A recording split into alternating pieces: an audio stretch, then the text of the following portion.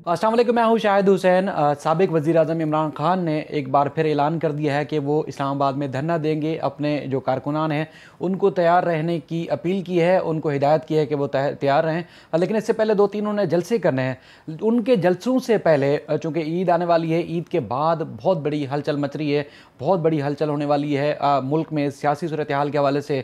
कुछ इदारों ने तय कर लिया है कि दिसंबर में इंतखाबात होंगे, लेकिन उससे पहले क्या कुछ होने वाला है, कौन तब्दील होगा, कौन अंदर जाएगा, कौन बाहर होगा, किसके ऊपर केसेस बनेंगे, किसके ऊपर केसेस ख़त्म हो रहे हैं, वो सारी जो है वो सूरत हाल रोज़ ब रोज़ जो है वो तब्दील हो रही है। लेकिन आज जो अहम तरीन खबरें हैं वो मैंने आपके सामने रखनी है, क्योंकि एक ख़ास तौर पर वावेला मचाया जा रहा है कि पाकिस्तान तहरीक इंसाफ को कलअदम करार दिया जाएगा। इमरान खान समेत उनकी टीम में शामिल जो अफराद हैं, जो MNAs हैं, उनको नाअहल करार दिया जाएगा। वो जो एक हवाएं हैं वो मुकम्मल तौर पर जो अफवाहें हैं दम तोड़ चुकी हैं। मैंने मकबूल साहब के साथ वीडियो की थी 2 रोज़ पहले, उसमें जो वजूहात बताई थी आज वो इस्लामाबाद में साबित हुई है, इस्लामाबाद हाई कोर्ट में।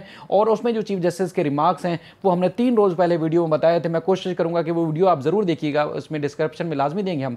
आज जो इस्लामाबाद हाई कोर्ट में केस की समाअत हुई उसकी तफसीलात रखता हूँ। इसके बाद जो आज जो सुप्रीम कोर्ट बार के सदर हैं उन्होंने एक प्रेस कॉन्फ्रेंस की। हालांकि वकला तंजीमों के साथ हम बड़े अटैच रहते हैं, अक्सर अटैच रहते हैं। मुख्तलिफ जो मुल्क में मुख्तलिफ नोयत के जो बहरान आते हैं, वकला हमेशा भरपूर किस्म का जो किरदार अदा करते हैं, चाहे अदलिया से मुताल्लिक हों, सियासी मामलात हों या भरपूर, लेकिन वो न्यूट्रल रह के, यानी कि उनका वो हमेशा मुल्क और कौम और रियासत के साथ खड़े हुए नजर आते हैं। लेकिन आज की प्रेस कॉन्फ्रेंस से अब वाज़े हो गया है कि वो ऐसा लग रहा है कि वो किसी एक सियासी जमात के नुमाइंदे हैं। वो उन्होंने क्या मुतालबात किए हैं वो आपके सामने रखने हैं। और उसके बाद फिर नवाज शरीफ को जो है वो पिछले कई माह से उनका पासपोर्ट जो है वो एक्सपायर हो गया था, उनको पासपोर्ट जारी करने का हुक्म दिया गया है। मजीद जो है वो जो 25 अरकान हैं उनको नाअहल करने के हवाले से अजहर सदीक एडवोकेट की खिदमात हासिल की गई हैं पाकिस्तान तहरीक इंसाफ की जानिब से, वो तफसीलात आपके सामने रखनी है। तो इसलिए मैं कोशिश करूँगा कि सबसे पहले वो फॉरेन फंडिंग केस जो कि इस्लामाबाद हाई कोर्ट से आज बड़ा रिलीफ मिला है पाकिस्तान तहरीक इंसाफ को, वो आपके सामने रखूँ। उसके बाद फिर आगे जो मजीद खबरें हैं वो भी आपके सामने रखेंगे। तो आज जो इंट्रा कोर्ट अपील थी पाकिस्तान तहरीक इंसाफ की, उसमें जो शाखावर साहब हैं वो पाकिस्तान तहरीक इंसाफ के पेश हुए। और उसमें जस्टिस जो इस्लामाबाद हाई कोर्ट हैं, जस्टिस अता मिनुल्लाह और जस्टिस बाबर सत्तार साहब, उन्होंने समाअत की। और उसके बाद फिर समाअत जो थी वो इलेक्शन कमीशन के कंडक्ट के खिलाफ जो है वो दायर की गई थी, उनको अदालत ने यकजा किया है। और उसके बाद फिर शाखावर पेश हुए और उन्होंने अपने दलाइल में जो चीज़ें की हैं उसमें अदालत ने सवालात किए और उन्होंने भरपूर किस्म के सवालात भी दिए। और उन्होंने जो सवाल किए chief justice Islamabad high court ने, वो और उसके बाद फिर शाखावर साहब ने जो जवाब दिए उससे अब वाज़े हो रहा है कि जो हम पहले बता चुके हैं वही वाली बात है कि किसी को नाअहल करार नहीं दिया जा सकता। इलेक्शन कमीशन के पास इख्तियार नहीं है कि वो ना किसी पार्टी को बैन कर सकता है फ़ौरन फंडिंग के इल्ज़ामात में, और ना ही किसी को नाअहल कर सकता है। सिचुएशन काफ़ी तब्दील हो रही है, वो आपको बताने लगा हूँ।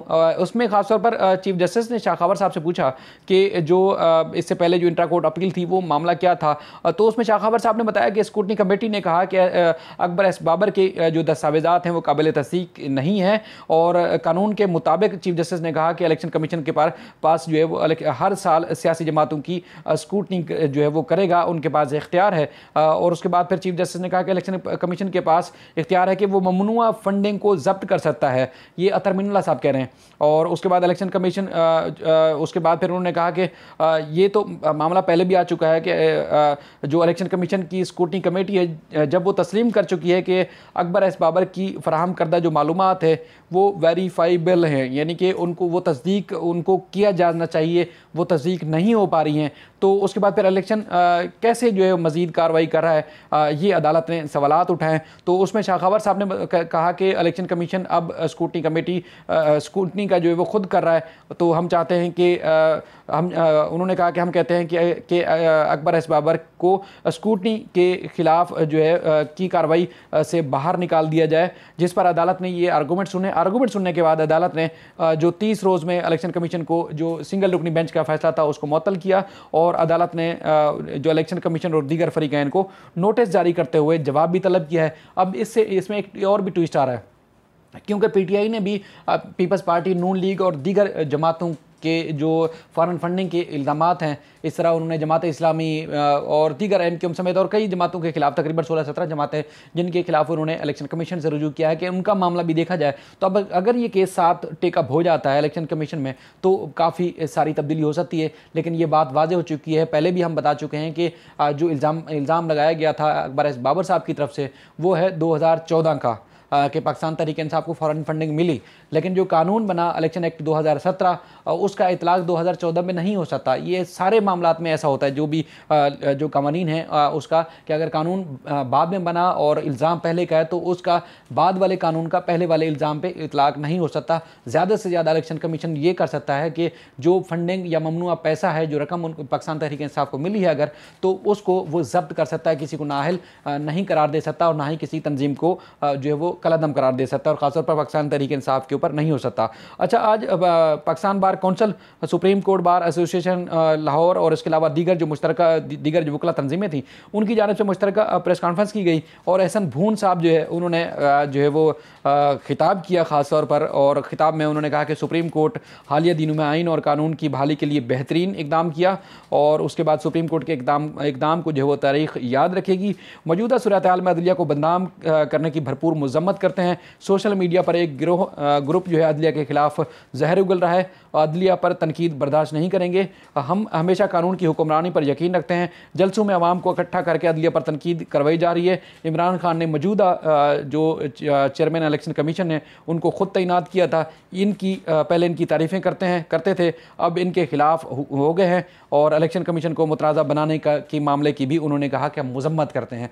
अब खुद देखिए कि सवालात तब उठते हैं जब आप किसी की साइड लेते हैं। अदालतों के फैसलों के ऊपर भी अगर कोई तनकीद कर रहा है तो जब पूरी कौम जान चुकी है, फ़र्क वाज़ेह नज़र आ रहा है, तो तब भी तनकीद हो रही है, वरना इससे पहले कौन तनकीद करता था। और ख़ास तौर पर इन्हीं जजेस के कंडक्ट के ऊपर जब ये नोटिस लिया गया, या इससे पहले जब मुनर्रफ अरकान के हवाले से जब केस गया था, तो ख़ास तौर पर जो एक बहुत बड़ा टोला है जो माफिया है सहाफ़ियों का इस्लामाबाद में मौजूद, जो कि एक मखसूस जो सियासी जमातें हैं उनको सपोर्ट करता है, तो सबसे पहले तो वाबिला उन्होंने मचाना शुरू किया था कि ये मखसूस जजेस ख़ासतौर पर पाकिस्तान तहरीक-ए-इंसाफ को रिलीफ देने के लिए उन्होंने नोटिस भी लिया है और इस केस की समाअत भी कर रहे हैं, जैसे काजी फैज़ी साहब को और दीगर को शामिल नहीं कर रहे। तो उसके बाद फिर जब अगर फैसला दूसरी तरफ हो गया तो उन्होंने ही तो बुनियादी तौर पर इन सारे मामलात को मुतनाज़ा बनाने की कोशिश की, और आज एहसन भून साहब जो है इस तरह की बात करें तो बहरहाल इनको तो उल्टा, इन वकीलों को तो आइन और कानून की पासदारी के लिए खड़ा होना चाहिए।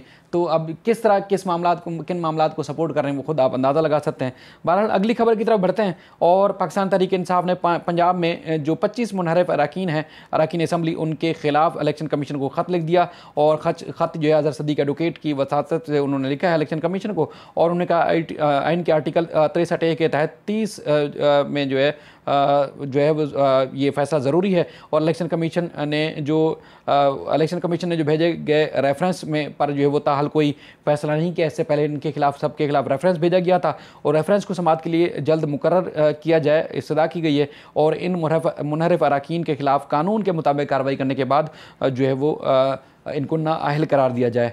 तो बहरहाल इलेक्शन कमीशन ने पीटीआई के जो मुनहरफ अरकान कौमी व सूबाई असम्बली है उनके खिलाफ रेफरेंस को जो समाअत के लिए मुकर्रर किया है, और 20 मुनहरफ अरकान कौमी असम्बली को 28 अप्रैल, जबकि पंजाब असम्बली के 26 अरकान असम्बली को नोटिस जारी करते हुए 6 मई को जवाब तलब किया है। अब ये यानी कि अब ट्विस्ट आ रहा है आगे जाके।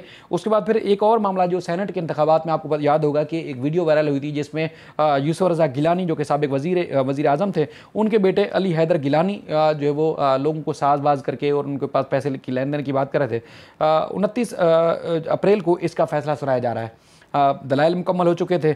अब इसमें क्योंकि सबूत और शवाहिद वाज़े थे, अब अगर इनके कानून के मुताबिक इनके खिलाफ फैसला आ जाता है, हमारी मुख्तलिफ जो कानूनी माहिरीन हैं उनसे बात है, वो कहते हैं कि शवाहिद की रोशनी में ना सिर्फ यूसुफ रज़ा गिलानी बल्कि अली हैदर गिलानी जो कि उनके साहबजादे हैं वो भी नाअहल हो सकते हैं अगर इलेक्शन कमीशन ने किसी भी साइड लिए हो या गैर जानिबदारी का अगर मुजाहरा किया, तो ये कानून के मुताबिक नाअहल हो सकते हैं, क्योंकि इन्होंने हार्स ट्रेडिंग की और सेनेट के दौरान, इंतखाबात के दौरान उन्होंने MNA जो सेनेटर से, सेनेट में जो मुंतखब अरकान थे उनके लिए मुंतखब करने के हवाले से MNAs को जो है उन्होंने ख़रीदने की कोशिश की, जिसकी वीडियो वायरल हुई थी। बहरहाल ये एक तवील अरसे से केस जो है वो फैसला महफूज हुआ था। अब 29 अप्रैल को इसका फैसला सुनाया जा रहा है, जिसमें बाप बेटा दोनों नाअहल होने जा रहे हैं, ज़राए का ये दावा है। उसके बाद फिर आगे जाते हैं नवाज़ शरीफ के हवाले से।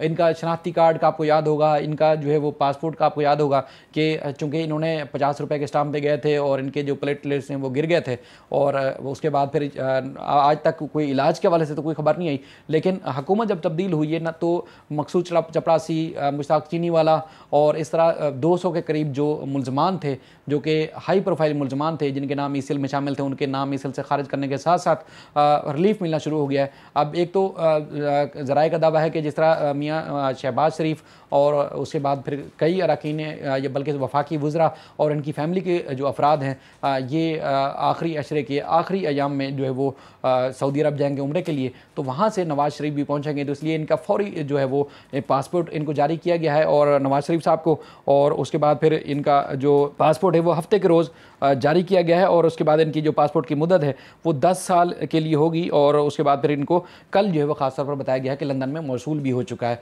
तो बहरहाल इनको सुनने में आ रहा है कि अब ये भी वहाँ पहुँचेंगे सऊदी अरब, और उसके बाद फिर मज़ीद जो लाहमल है उसकी तैयारी की जाएगी। अब देखते हैं कि अब किस तरह कानून का, किस तरह आइन का और किस तरह मामलात का जिस तरह खिलवाड़ हो रहा है वो आपके सामने है। फिर किसी और व्लॉग के साथ आपकी खिदमत में फिर हाजिर होंगे। अपना ख्याल रखिएगा। अल्लाह हाफ़िज़।